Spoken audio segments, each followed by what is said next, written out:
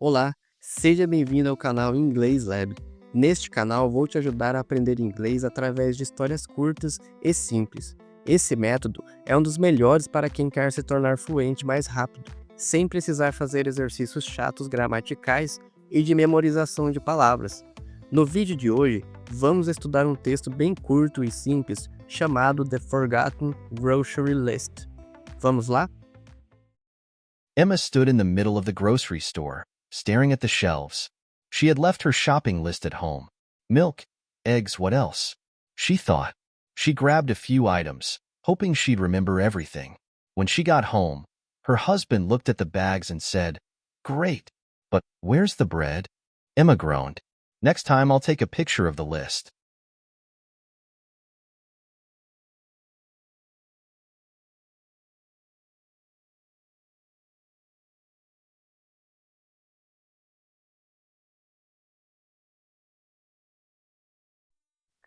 Amy stood in the middle of grocery store, staring at the shelves.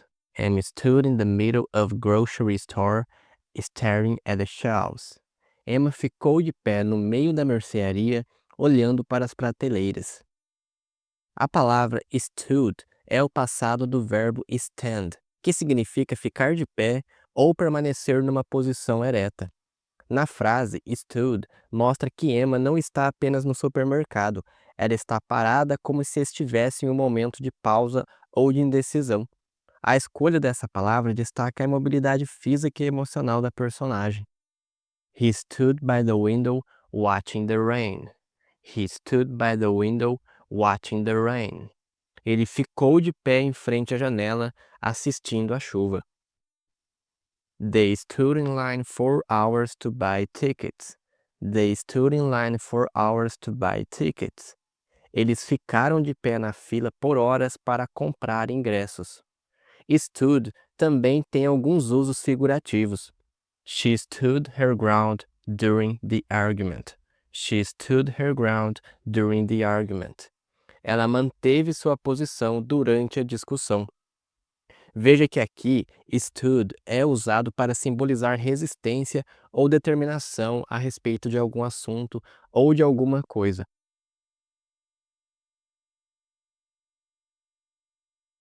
Aqui nessa frase também gostaria de destacar o uso da palavra shelves. Imagine as prateleiras do supermercado. Shelves é o plural da palavra shelf, que significa prateleira. Na frase, as prateleiras não são apenas um detalhe. Elas criam um ambiente visual e ajudam a ilustrar o cenário onde Emma está. The books were neatly arranged on the shelves. The books were neatly arranged on the shelves. Os livros foram arrumados de forma organizada na prateleira. The shelves in the kitchen are full of spices. The shelves in the kitchen are full of spices. As prateleiras na cozinha estão cheias de tempero. Shelves também possuem usos figurativos. He put his dreams on the shelf to focus on his family. He put his dreams on the shelf to focus on his family. Ele colocou seu sonho de lado para focar em sua família. Veja que nesse caso, shelf é usado metaforicamente para representar algo guardado ou adiado. She had left her shopping list at home. She had left her shopping list at home. Ela havia deixado sua lista de compras em casa. Agora, nos concentrando nessa frase, principalmente em she had left, veja que essa construção é um exemplo do past perfect tense, ou seja, é o pretérito perfeito composto em inglês. Esta construção é formada pelo verbo auxiliar had, que indica o tempo passado perfeito, e o particípio do passado do verbo principal, que seria left. O past perfect é usado para descrever uma ação que aconteceu antes de outra ação no passado. Na frase, essa construção deixa claro que Emma esqueceu a lista de compras em casa antes de estar no supermercado. Isso organiza a linha do tempo da história. Para reforçar o uso do past perfect, veja mais alguns exemplos. By the time we arrived, She had already left. Quando chegamos, ela já tinha ido embora. He realized he had left the door unlocked. He realized he had left the door unlocked. Ele percebeu que tinha deixado a porta destrancada. Agora veja a comparação do past simple com o past perfect. No past simple, essa mesma frase ficaria desse modo: She left her shopping list at home. Ela deixou sua lista de compras em casa. Aqui, o foco é apenas no ato de esquecer, sem conexão com nenhum outro evento. Agora no past perfect, she had left her shopping list at home. Ela havia deixado sua lista de compras em casa. Veja que ao utilizar o past perfect, você está sugerindo que o acontecimento aconteceu antes de outra ação no passado. Milk, eggs, what else? She thought. Leite, ovos, o que mais? Ela pensou. What else? Essa é uma pergunta curta, mas poderosa. Em português, podemos traduzi-la como o que mais ou o que falta. Aqui, M está se perguntando o que mais deveria comprar. Essa frase transmite sua dúvida e preocupação de forma direta e eficiente, conectando o leitor ou ouvinte ao momento da decisão. E como o what else é usado no dia a dia? Ele pode ser usado para perguntar sobre opções adicionais. We already have plates and drinks. What else do we need? Já temos pratos e bebidas. O que mais precisamos? Ele também pode ser usado para indicar surpresa ou ironia. First, my car broke down, and now it's raining. What else could go wrong? First, my car broke down, and now it's raining.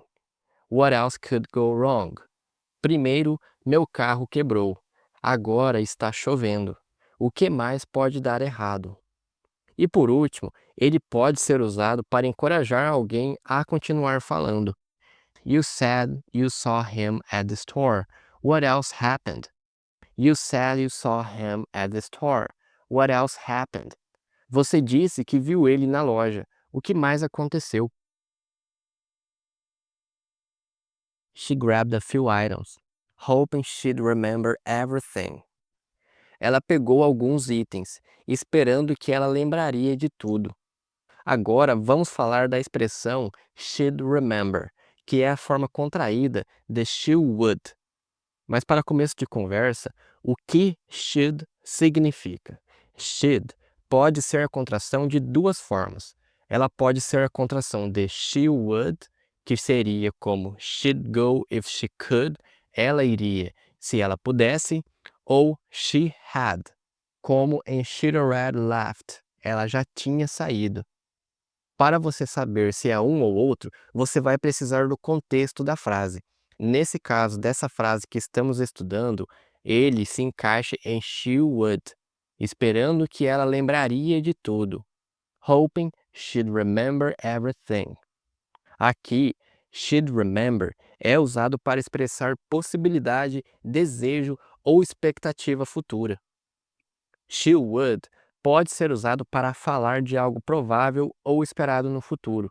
She'd call you if she had time. She'd call you if she had time. Ela te ligaria se tivesse tempo. Também pode ser usado para expressar um desejo ou uma intenção futura. She'd love to visit Paris someday. She'd love to visit Paris someday. Ela adoraria visitar Paris um dia.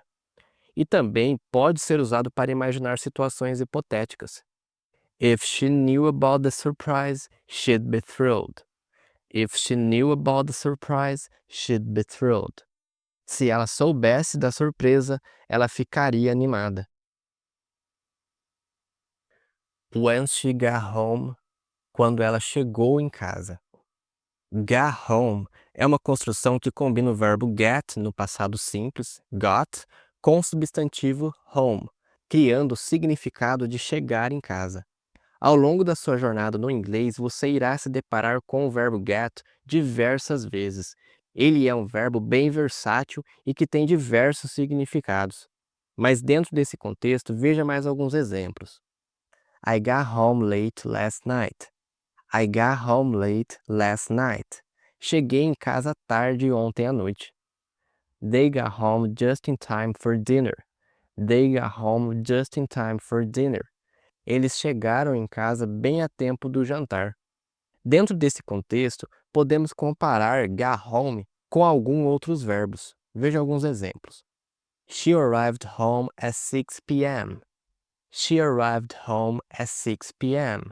Ela chegou em casa às 6 horas.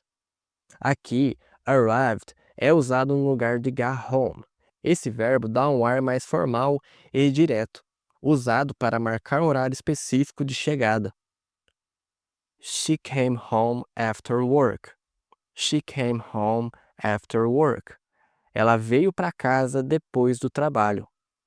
Aqui, came home sugere um movimento mais pessoal, como retornar ao lar. O uso de got é mais coloquial, capturando o tom casual e cotidiano da narrativa. Her husband looked at the bags and said, "Great, but where's the bread?" Seu marido olhou para as sacolas e disse, "Ótimo, mas onde está o pão?" Agora vamos falar da expressão looked at, que combina o verbo look, que significa olhar no passado simples, com a preposição at, que indica a direção e o foco do olhar. Na cena, o marido de Emma looked at as sacolas, o que sugere que ele examinou ou observou algo com atenção. Esse gesto é mais do que apenas um olhar, ele carrega uma intenção como se estivesse procurando algo específico e percebendo que algo estava faltando. She looked at the painting for hours. She looked at the painting for hours. Ela olhou para a pintura por horas. He looked at the instructions before starting the assembly. He looked at the instructions before starting the assembly. Ele olhou para as instruções antes de começar a montagem. Também existem alguns outros verbos que podemos usar no lugar de looked. He stared at the screen, lost in thought. Ele olhou para a tela, perdido em pensamento. Stared sugere um olhar fixo e prolongado, geralmente sem interrupções. She glanced at her phone during the meeting. She glanced at her phone during the meeting. Ela deu uma olhada no telefone durante a reunião. Agora, nesse exemplo aqui, glanced implica em um olhar rápido e casual. Nessa frase, a escolha de looked at transmite que o marido não apenas olhou para as sacolas, mas as examinou com o propósito de identificar o que estava lá ou o que não estava. Por isso que o seu uso funciona melhor aqui do que stared e glanced. Emma groaned. Next time, I'll take a picture of the list. Emma groaned. Next time, I'll take a picture of the list. Emma suspirou. Da próxima vez, vou tirar uma foto da lista. O verbo groaned é o passado do verbo groan, que significa emitir um som baixo e prolongado, geralmente expressando frustração, dor ou cansaço. Esse som pode ser suspirar, gemer ou murmurar. Na frase, o groan de Emma não é apenas um som, ele simboliza sua frustração ao perceber que esqueceu algo importante. Esse verbo ajuda a capturar sua emoção de forma instantânea e visual. He groaned when he saw the traffic jam. He groaned when he saw the traffic jam. Ele gemeu ao ver o engarrafamento. The old wooden floor groaned under his weight. The old wooden floor groaned under his weight. O velho chão de madeira rangeu sob o seu peso. Ainda nessa frase, gostaria de destacar a frase I'll take a picture. I'll take a picture é uma construção no future simple, formada por I'll, que nada mais é do que a retração de I will, eu vou, que é usada para indicar ações futuras ou decisões tomadas no momento da fala, e por fim por take a picture, que nada mais é do que uma expressão que significa tirar uma foto. O uso de I'll sugere que Emma está tomando uma decisão de fotografar a lista no momento em que fala. Isso mostra sua determinação em evitar o mesmo erro no futuro. Veja mais alguns exemplos. I'll call you later to confirm the plans. I'll call you later to confirm the plans. Te ligarei mais tarde para confirmar os planos. They'll arrive tomorrow morning. They'll arrive tomorrow morning. Eles chegarão amanhã de manhã. Can you take a picture of us? Can you take a picture of us? Você pode tirar uma foto de nós? He took a beautiful picture of the sunset. He took a beautiful picture of the sunset. Ele tirou uma linda foto do pôr do sol. Note que essa expressão take a picture é uma expressão comum no inglês moderno, especialmente no mundo digital. Na frase, ela representa uma solução prática e contemporânea. Em vez de confiar na memória ou escrever uma nova lista, Emma usará a tecnologia para facilitar sua vida. Agora que você já viu a explicação do texto, chegou uma das partes mais importantes dessa aula. Como você já está acostumado, sempre no final da aula eu passo um exercício para você seguir, para você internalizar esse texto. Essa é a chave para você começar a evoluir no seu inglês. Não adianta nada você estudar os textos que eu te mostrei agora há pouco e você não fazer esses dois passos que eu vou te passar. Eles vão te ajudar a aprender o vocabulário que você estudou e a internalizar todo esse vocabulário dentro do seu cérebro. O primeiro passo que você deve seguir de exercício é escutar o áudio acompanhado do texto diversas vezes. Você deve fazer isso quantas vezes for necessário. Basta você pegar o texto em inglês e fazer a leitura acompanhado do áudio. No princípio, vai ser um pouco complicado você acompanhar o texto, mas com o tempo seu cérebro vai se acostumar com o que está sendo dito, junto com o que está sendo falado, e aí sim você vai estar tendo mais facilidade para acompanhar o texto. Depois que você fizer isso várias vezes e já estiver confortável fazendo essa tarefa, é hora de você partir para o passo 2. No passo 2, você deve escutar somente o áudio sem fazer o uso do texto em inglês. Essa etapa é importante para você fixar a memória que você tem da imagem de cada palavra e atrelá-la ao áudio que está sendo dito. Você vai estar treinando o seu listening, que é a sua habilidade de entender o inglês falado. No passo 1, você melhorou a sua leitura junto com a sua compreensão. Aqui você vai entender o que a pessoa está dizendo sem você precisar estar lendo. Desse modo, você vai estar tanto melhorando o seu listening quanto seu vocabulário e a sua compreensão da estrutura da língua inglesa. Se você tem alguma dúvida sobre esse exercício, deixe aqui nos comentários que eu vou te ajudar. Se você gostou da aula de hoje, deixe um like e se inscreva no canal. Espero você na próxima aula. Até mais!